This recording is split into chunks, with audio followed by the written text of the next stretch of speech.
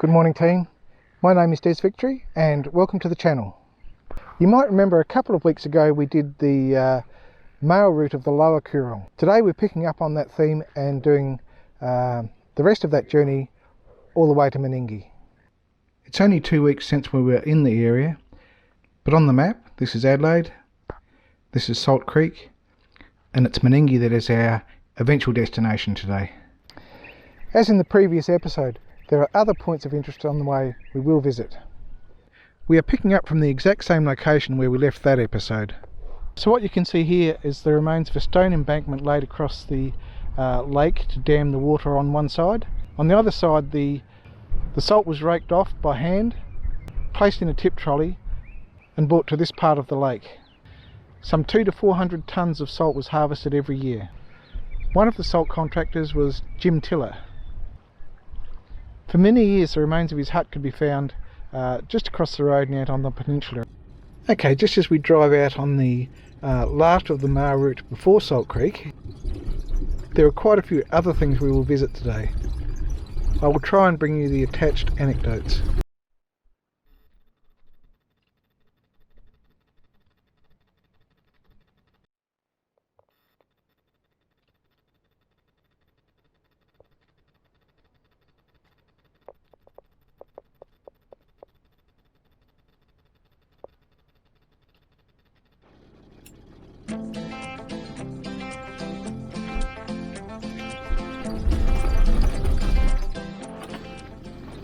Okay, this is Salt Creek we are just coming into.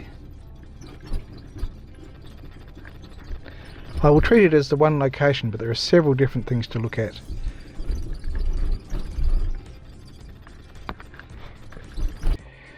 There was for a time 2 busy petrol stations in Salt Creek. There are now none.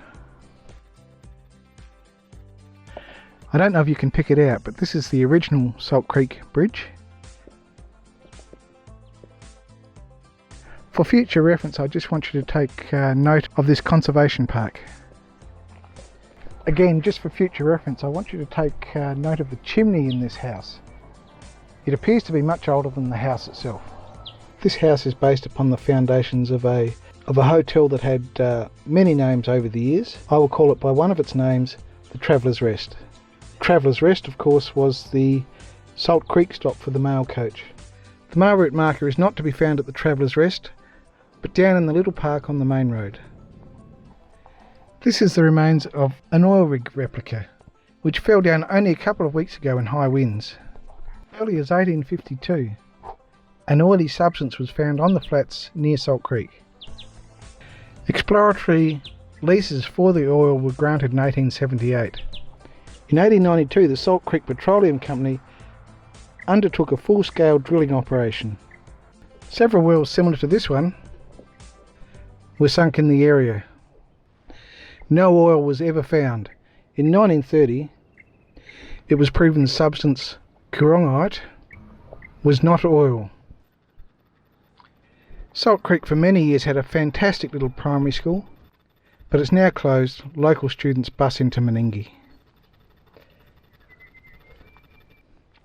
And this of course is the Salt Creek. Very quickly, just to mention the hydrology of the southeast. Before the drains went in, all the waters held in the swamps of the southeast flowed northward to eventually empty into the South Lagoon of the Coorong.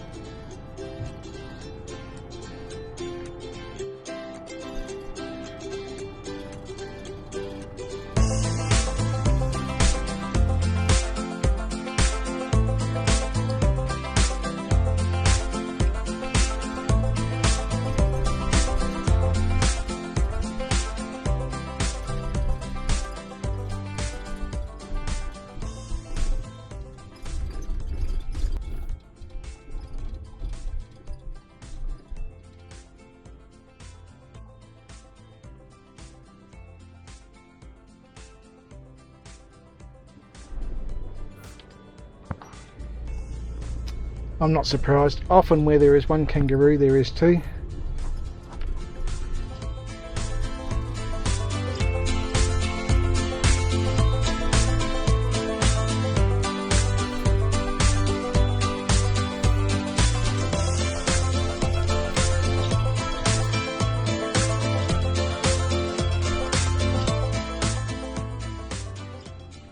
There's very little left of it now, but this is the site of Trevorrow's hut.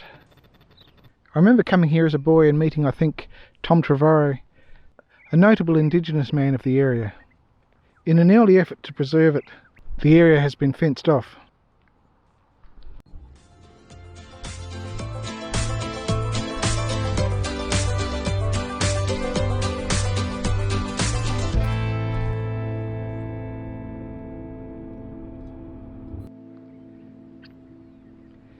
So this is typical coorong side scenery.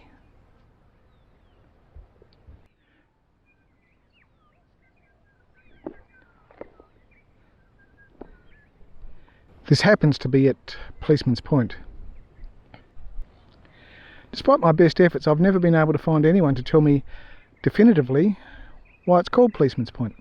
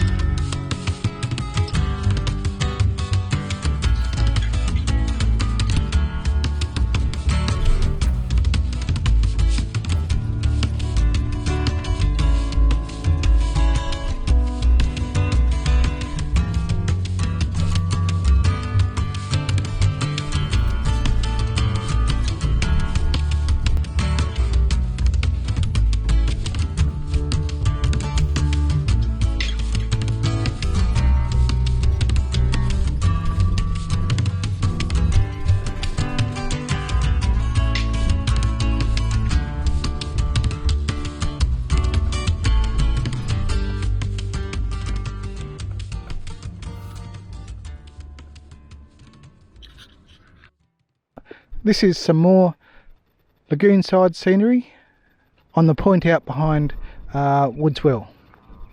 Woodswell is where I lived for some time.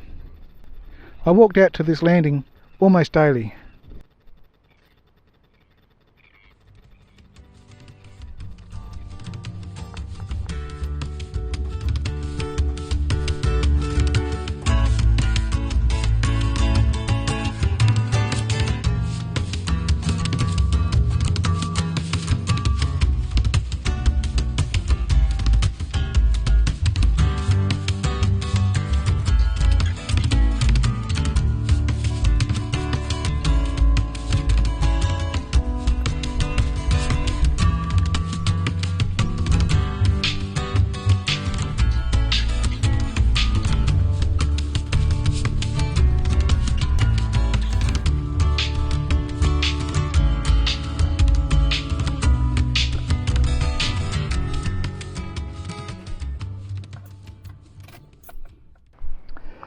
Alright, this spot too was on my daily walk.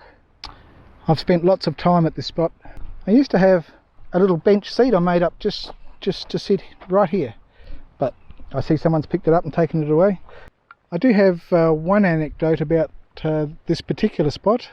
I walked up over this headland one day and there was a small jet hovering, obviously military. I didn't know we had jets that small that could hover, but anyway, that's what it was doing. And as soon as the pilot saw me, he departed. I don't know how long he'd been there because I didn't see him fly in at all.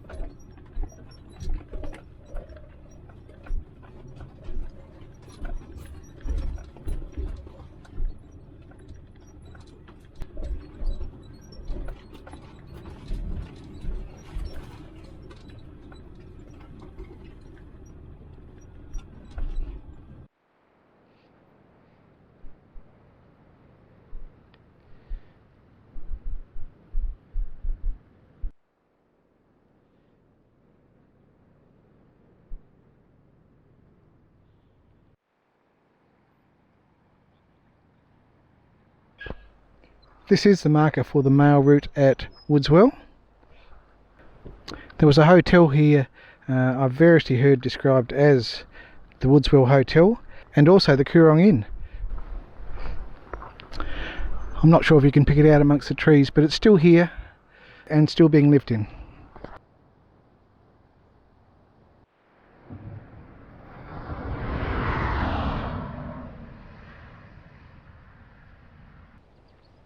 I'm presently standing in front of my former home here at Woodswell.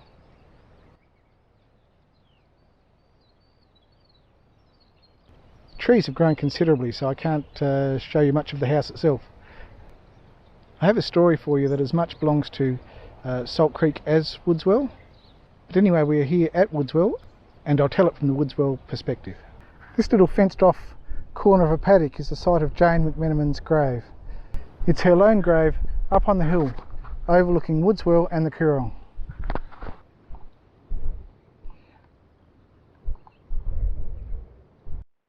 Just as we walk back to the car, I will try to tell you the story of Jane McMenamin. The story is quite complicated.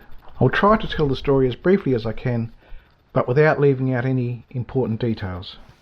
If we go back to 1856, a certain Malachi Martin had a property based on the Bulbul Soak over on the Younghusband Peninsula. Malachi Martin often visited the Travellers' Rest Hotel at Salt Creek. You'll remember I pointed out a chimney to a house that seemed older than the house itself. That chimney belonged to the Travellers' Rest Hotel. In 1856, the Travellers' Rest Hotel was run by William Robinson and his wife Nellie. Malachi Martin was keen on Nellie Robinson. In June 1856, Malachi Martin sought help from William Robinson to search for cattle that had strayed in the area. Malachi Martin returned alone, claiming he and Robinson had been separated. When William Robinson didn't return, a police search was organised. 3 weeks later, Aboriginal trackers found the body of Robinson. His throat had been cut. They also found tracks to a waterhole where the murderer had washed his hands. You'll remember the entrance to Martin's Washpool Conservation Park. Malachi Martin was arrested and an inquest was held at McGrath's Flat. However, the evidence against Malachi Martin was deemed to be circumstantial. No charges were laid. It was concluded that William Robinson had committed suicide. Knowing he was held under deep suspicion, Malachi Martin left the district for several years. Nellie Robinson continued to run the Travellers' Rest Hotel. After those years, Malachi Martin returned.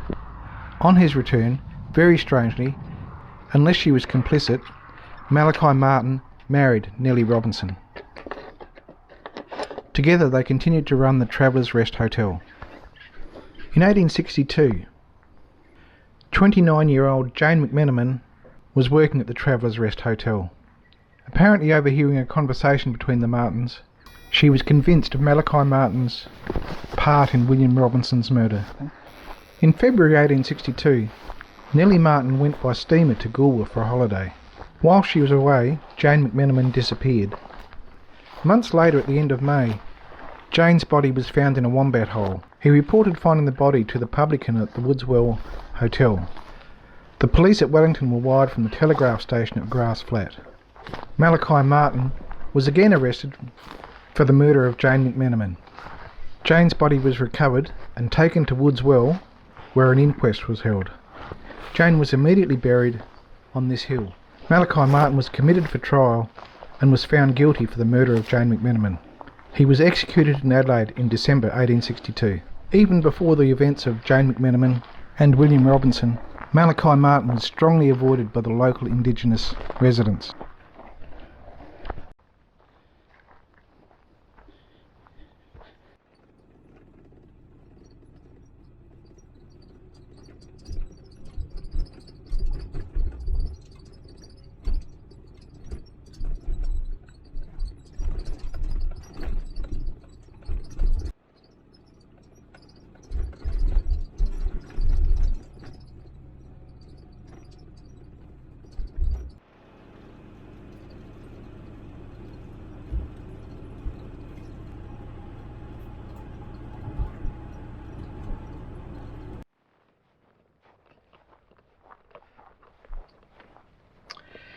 You may remember visiting the Chinaman's Well from a couple of episodes ago.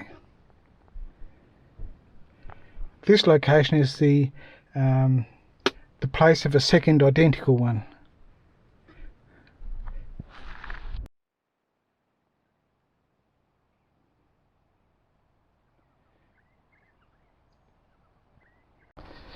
Okay, just while I walk back to the car, I've had a pretty good look in this particular location. I know I've got the location right, but I couldn't find a second Chinaman's Well. Could be two reasons for that. There is not anything left of it to see, but I'd be really surprised if that was the case. It may be the National Parks and Wildlife Service haven't marked this track in any way.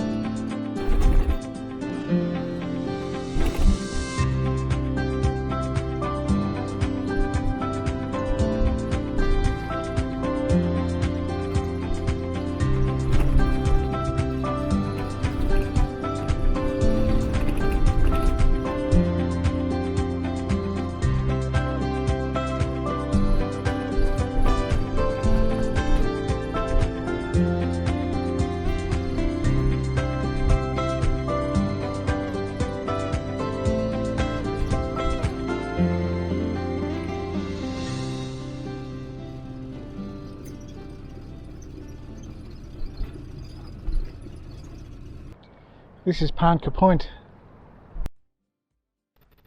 Parnka Point is the narrowest part of the coorong. There was a hand-pulled punt at this point for many years, It only stopped in the 1970s. Punt was only big enough to carry a small car or a horse and cart. Parnka is the Meningie word for sandy beach. I think of Parnka as perhaps the most scenic spot on the Coorong. It's a great spot to see bird life.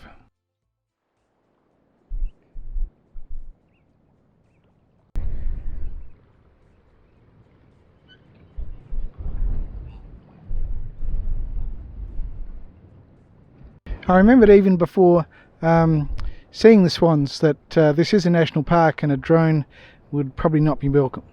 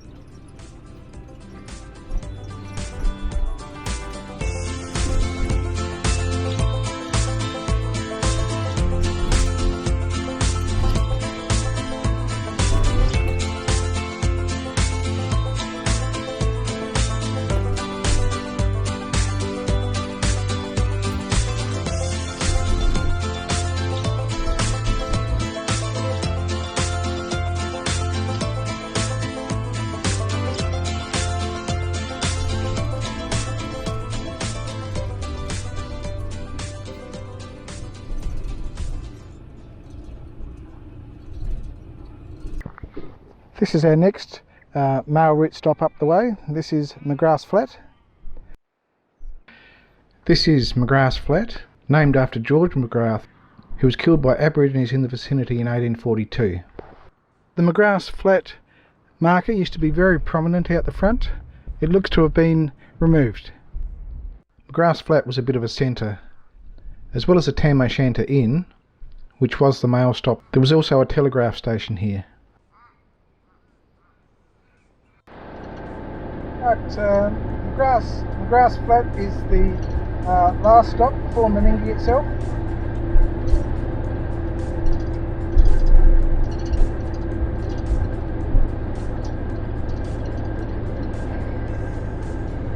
And shortly after leaving McGrath Flat, we leave the coorong as well.